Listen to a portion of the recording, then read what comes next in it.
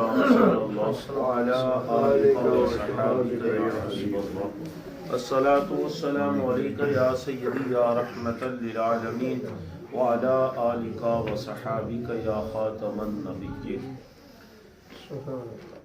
اب توجہ آپ کی میری طرف رہے۔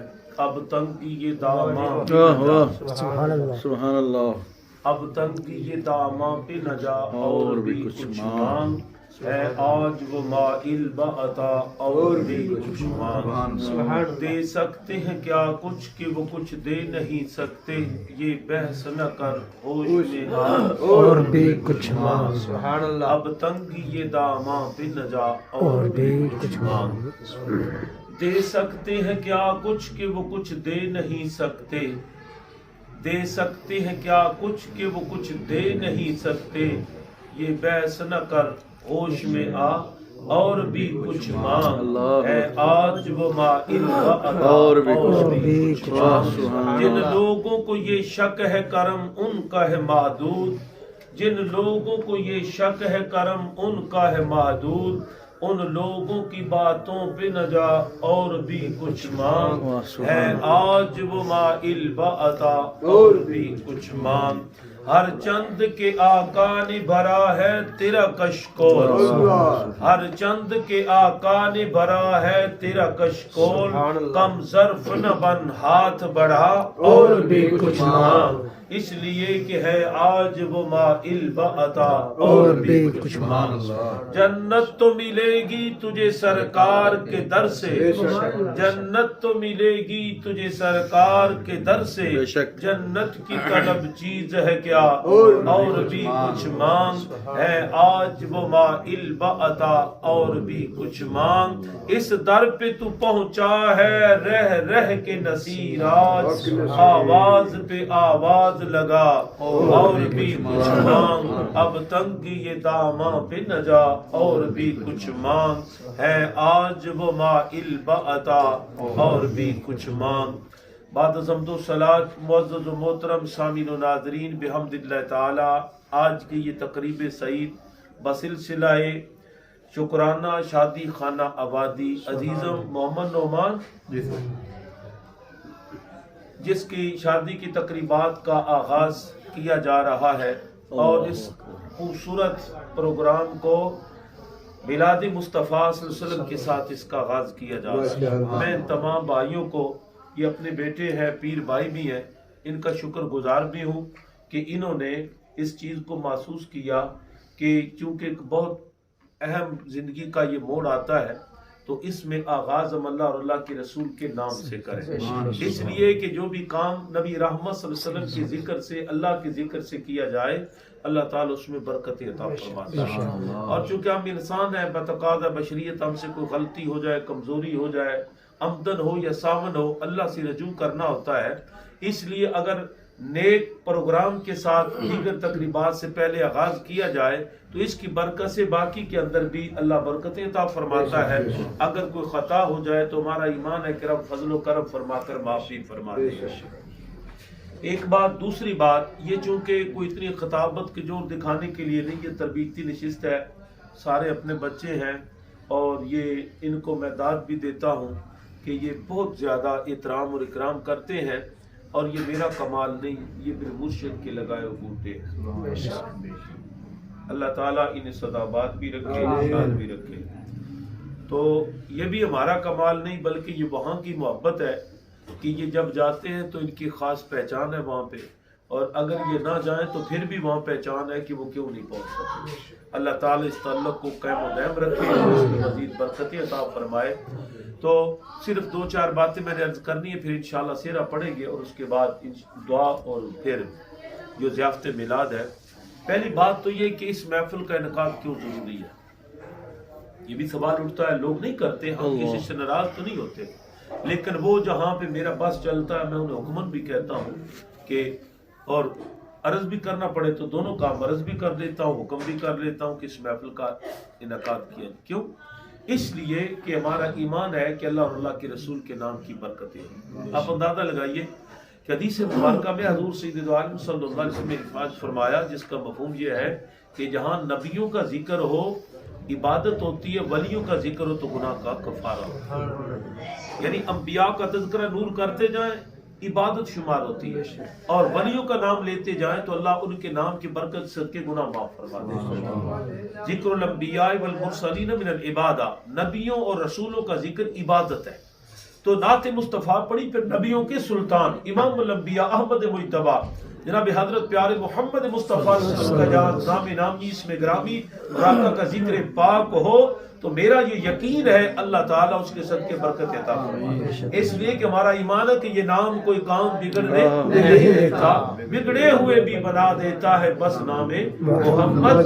اس لیے نام محمد کی تصویر حاجی صاحب نے بڑا پیارا شعر پڑھا کہ یہ نام محمد کا جو ہے نا جب بھی لب پہ آتا ہے تو لبوں کو آپس میں ملاتا ہے۔ یہ نام توڑنے والا نہیں، جوڑنے والا ہے۔ یہ نام بکھرنے والا نہیں، سمٹنے والا ہے۔ یہ نام ٹوٹے ہوں کو تو جوڑتا ہے، بکھرے ہوں کو ملاتا ہے۔ اور یہ یوں سمجھے جس طرح تسبیح کے دانے آپس میں مل کر خوبصورت مالا بنتی ہے، اس نام کی مالا جپنے والے آپس میں اتحاد بھی ہوتا ہے، اتفاق بھی ہوتا ہے، برکتیں بھی ہوتی ہے۔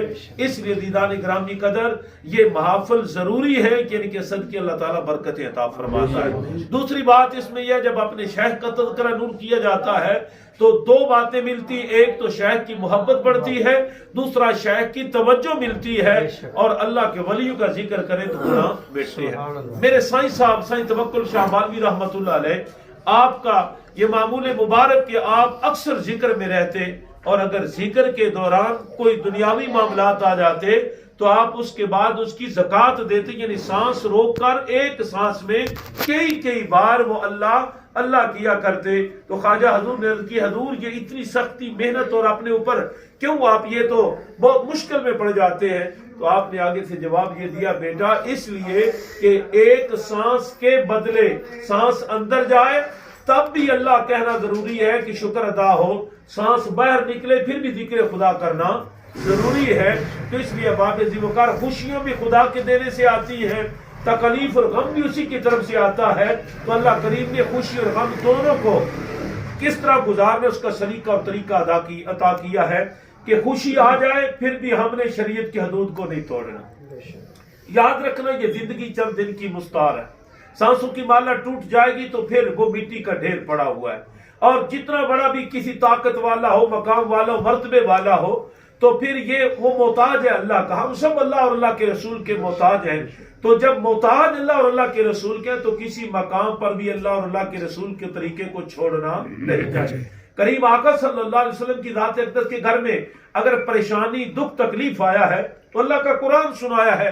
قرآن کیا یا ایھا الذین آمنوا استعینوا بالصبر والصلاۃ ان اللہ مع الصابرین، کیا ایمان والو اللہ کی بارگاہ سے صبر اور نماز کے ساتھ مدد مانگو، اور کیونکہ اللہ صبر کرنے والوں کے ساتھ ہے۔ تکلیف آ جائے، بیماری آ جائے، مالی نقصان آ جائے اور جانی نقصان بھی ہوتا ہے تو اس کا کیا حل ہے کہ بندہ رجوع اللہ کرے، اللہ کے حضور سجدہ ریزی کرے، مدد و نصرت اس سے طلب کرے۔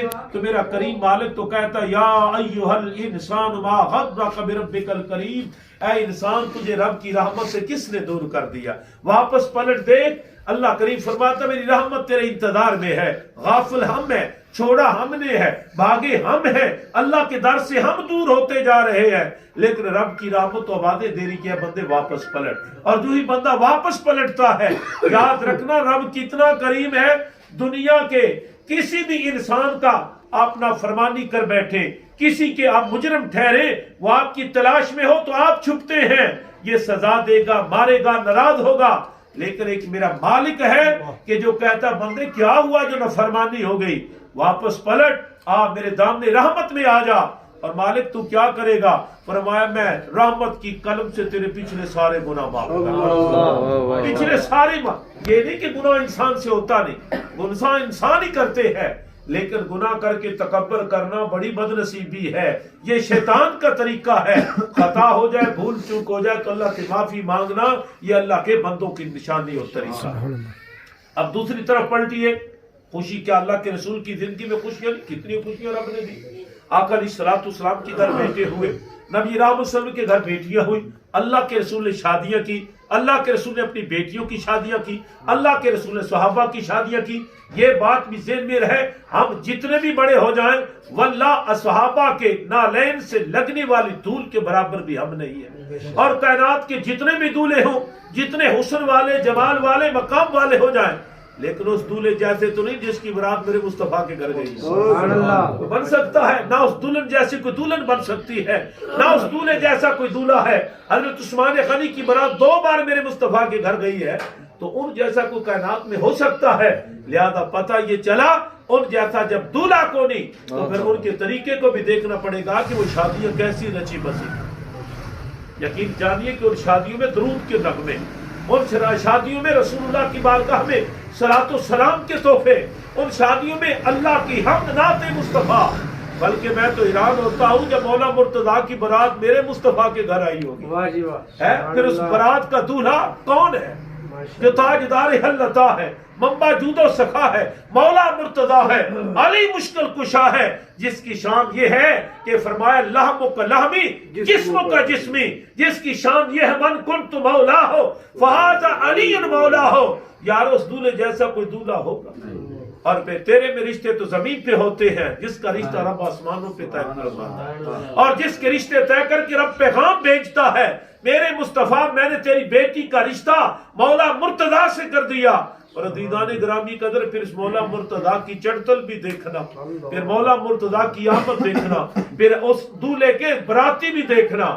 انسان حیران رہ جاتا ہے یار وہ کیسی گھڑی تھی جب مولا مرتضیٰ دولہا بنے اور ان کی برات میں کون ہے؟ ابو بکر بھی ہے، عمر بھی ہے، عثمان بھی ہے، طلحہ بھی ہے، زبیر بھی ہے، سعد و سعید بھی ہے، اور سارے کمال کے سلیمان فارسی بھی ہے، ابو ذر غفاری بھی ہے. جس براتی کو دیکھو اللہ کی عزت کی قسم براتی وہ ہے.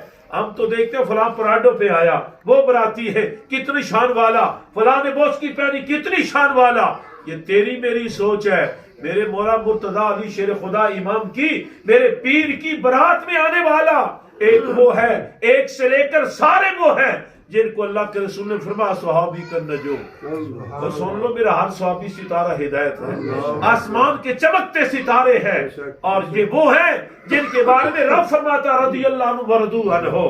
یہ وہ ہیں جن کے بارے میں اللہ کریم نے فرمایا کہ میں نے ان کو حسنہ کا یعنی جنت کا وعدہ فرما دیا.